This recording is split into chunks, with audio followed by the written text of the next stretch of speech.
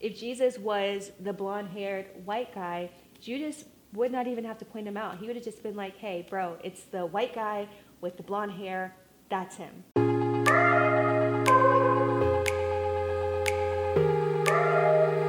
What's up? It's Johanna with God is Glamorous, where we learn how to live our best lives through Jesus Christ. And today we are talking about the top 5 misconceptions about Christianity. If you're new here, make sure to like and subscribe so that you never miss another video. I post every single Monday. So let's get right into it. So we're talking about the misconceptions of Christianity. So as I have been going about my Christian journey and working on God is Glamorous, I received so much interesting feedback regarding Christianity. Whether it's, well, the Bible can't be trusted. It's been translated millions of times, so there's no way that it can be reliable. Or the Bible was written by man, so why should we rely on something that a human wrote? Or Christianity was only used to keep people enslaved. All this is fluff. But however, your points are valid. So I am going to debunk all the myths about Christianity and how we're able to just move forward and just focus on the word and the true message behind it all. So without further ado, let's get into it. So the first misconception about Christianity is the fact that the Bible was used to keep people enslaved, or that Christianity is the white man's religion. So hear me out. Your point is valid, because to a certain degree, that may have been true. So I have always heard this, but I didn't really know how to address it until I went to the Bible Museum in Washington, D.C. And they had this incredible exhibit of the slave Bible. So the slave Bible is an actual Bible that had parts taken out of it to twist it to make it seem as though slavery was okay. So they took the actual Holy Bible, God's Word, and they took out certain parts and left certain parts in that essentially deemed it okay for slavery to be okay. So for example, with Moses and how Moses led the people out of Egypt into the promised land and into their freedom, all that's taken out. They did not want slaves to know that God despises slavery and that God wants you to be free. They did not want you to know that, so they took all that out. They did, however, leave in the story of Joseph and how Joseph was a slave in Egypt, and if you stay the course, then eventually God will bring favor to your life and it'll all be worth it. So they took out all these pieces of the Bible and left certain pieces in to literally twist it to what they wanted to say. And the moment that you begin to distort and twist God's word, that's when it becomes invalid. That's when it becomes selfish. And that is not what God represents. God does not represent slavery. God does not want his people to be in bondage. God wants us to be free. Jesus came so that we can have life and live it abundantly. God despises slavery, and God created all of us in his own image. There is no race that is better than the other. There is no class no one's better than the other. And that's what it specifically mentions in the Bible. However, the slave Bible was meant to distort those words and twist the Bible in a way to keep slaves in bondage. So for anyone who feels as though Christianity was meant to keep people enslaved, I understand your sentiment. However, please do your research and know that the slave Bible was a Bible that was created by man to keep people in bondage, and that is not what God's destiny is for your life or for anyone's life. God does not want his people to be in bondage. God does not want his people to be enslaved. So I understand your sentiment, but I just truly want you to know that people have done some really terrible things in the name of Jesus, and this was one of them. So make sure that you realize that God desires you to be free, and ultimately he plans and wants you to live a life of abundance. All right, so the second misconception when it comes to Christianity is the fact that Christians cannot have fun. Christians, they don't have sex outside of marriage. Christians don't know how to party. Christians don't know how to dress. Christians, they just are boring. And that is a huge misconception. Christians know how to have fun. Christians, when you do Christianity the right way, you are living your best life. You are traveling. You have multiple streams of income. You are owning several companies. All this is a biblical concept. Christians live lives of abundance. So I think of Christianity as essentially having the cheat code to life. For example, let's say that you're playing a video game, and you can play this video game on your own and lean on your own understanding and try to figure out how to play this video game as you go, or you can have the cheat code. That's what I feel like Christianity is. It's essentially like having the cheat code to life. Yes, there are certain things that you should stay away from or that you shouldn't indulge yourself in. However, that's going to put you farther ahead than your actual counterpart, than the person who is not a Christian, than the person who does not follow God's word. So it says in the Bible that God does not like to withhold good things for us. God wants us to have fun. God wants us to have an amazing marriage where you can have sex, and God wants you to enjoy pleasures, but God just wants you to do it in its proper context. It says, "For the Lord God is our sun and our shield. He gives us grace and glory. The Lord will withhold no good thing for those who do what is right." Christians can have fun. Christians are not boring. They're not stuck up. We just know that when we do things the right way and when we do it in the proper context, then we will live a life that is allows us to be prosperous, and a life that allows us to be fruitful. We just have the wisdom and the discernment to say no or to do things another way. And we just know that we don't focus on the things that are temporary. We focus on things that are eternal. So for those of you who are like, oh, Christians, they don't go out and get drunk, or I mean, where's the fun in getting belligerently drunk and blacking out? I don't see the point in that. I don't see the point in not knowing what I did the next day. I don't see the fun in feeling hungover the next day. So I drink, but I don't drink that much. Or I don't see the point in having sex with a bunch of random people. I don't see the point in taking drugs. I don't see the point in that because I get my fulfillment through Jesus Christ. I don't have to wake up the next day feeling regretful for the things that I did the next day. My worth comes through Jesus Christ. So I'm already fulfilled. I'm already whole. So that's a misconception. When you become a Christian, that doesn't mean that all your fun is over.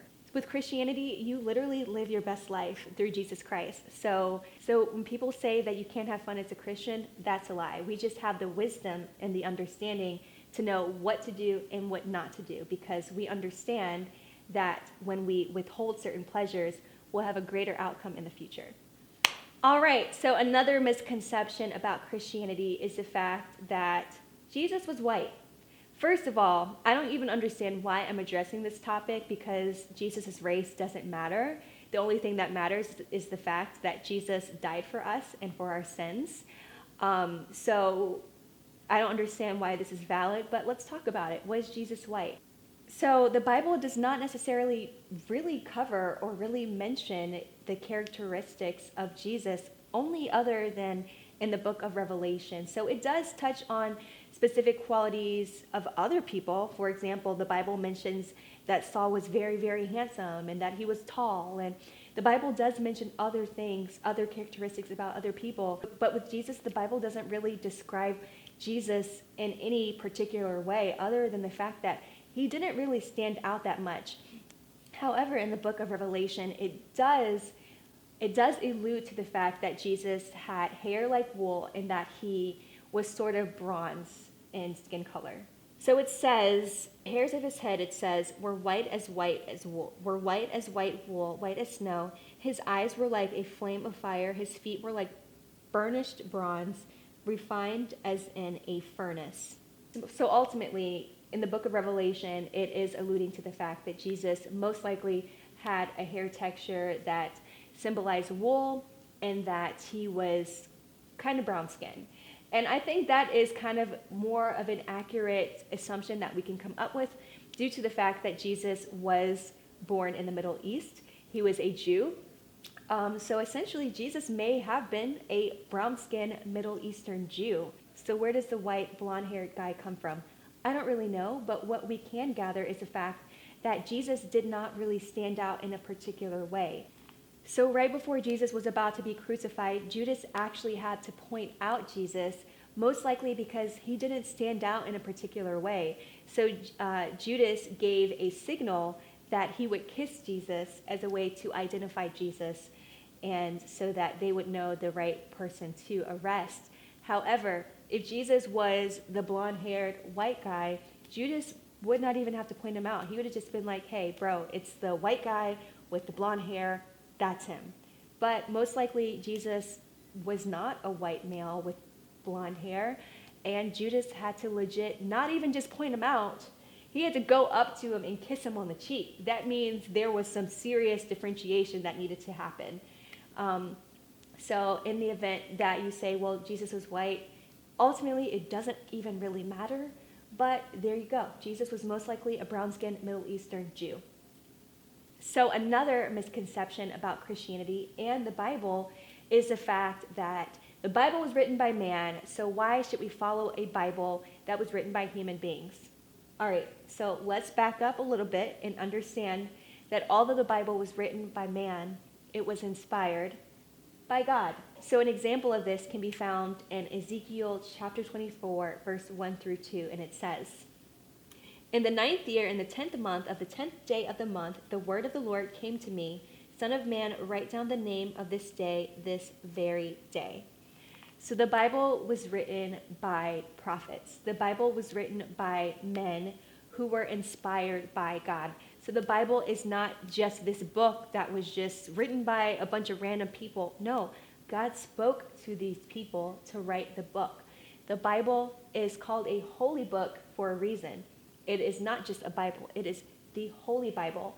God has God's stamp on this Bible from inception to completion. And the reason why the Bible is called holy is because it is a book that is true and is living and is breathing. It is the best-selling book in the entire world. It has influenced all kinds of cultures, and it has shaped the world in ways that you can never imagine. And it is just an incredible book with no errors and with no contradictions. So someone came to me and said, the Bible is a book that is full of contradictions. And my question is, where? Where? Show me where the contradiction is. The Bible is a perfect literary work. It's just an incredible book with no literary errors, no contradictions. Everything is backed by facts, by dates, by geographical locations. There's just no error. And the only people who feel as though they should be skeptical about the Bible are Bible critics. If you ask any Bible scholar, they'll tell you and say, the Bible is pretty legit. If the Bible was invalid, it would not be the best-selling book in the entire world. It is God's living and breathing word. It is true, and there's no other way to put it than the fact that God wrote the book. It's inspired by God. God put his stamp on it, and it's God's word. It's true. It's living and breathing, and it doesn't change, and it stands forever.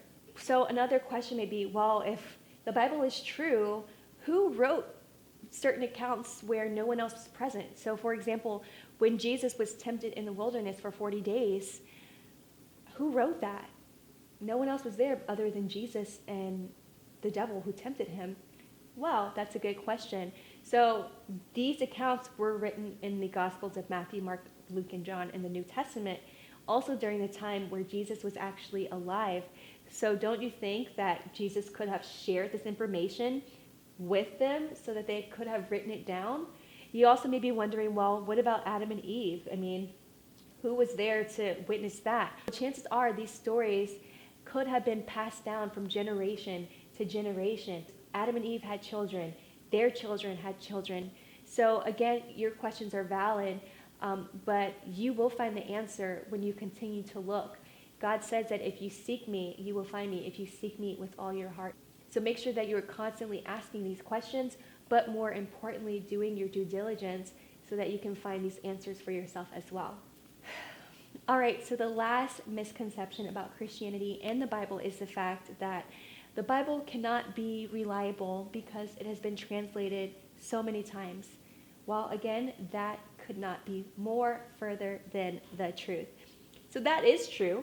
The Bible has been translated thousands of times into thousands of languages. However, those translations have always been a translation of the original Hebrew and Greek text.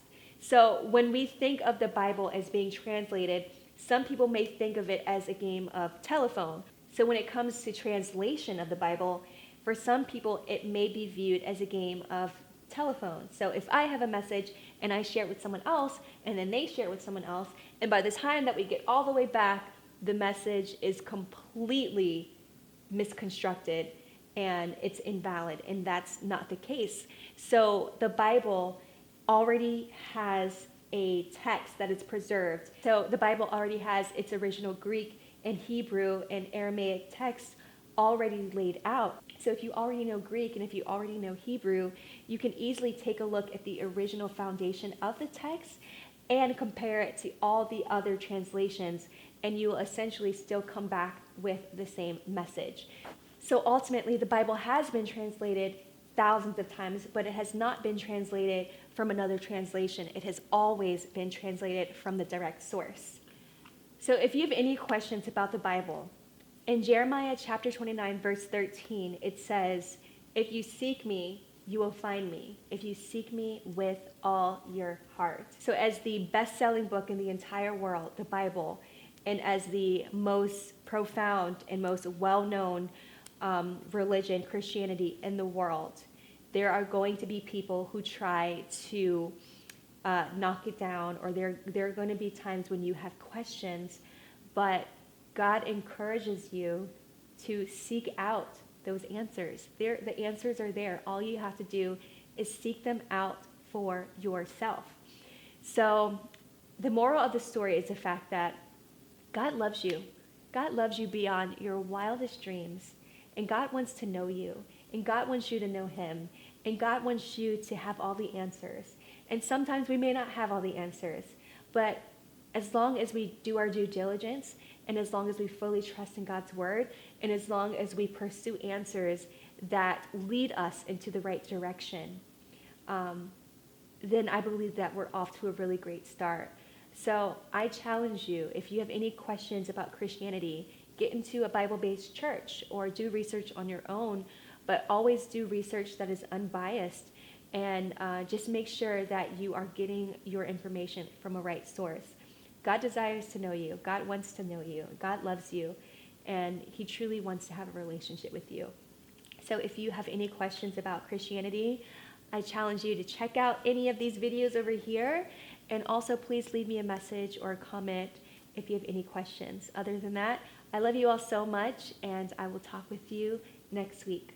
Stay glamorous.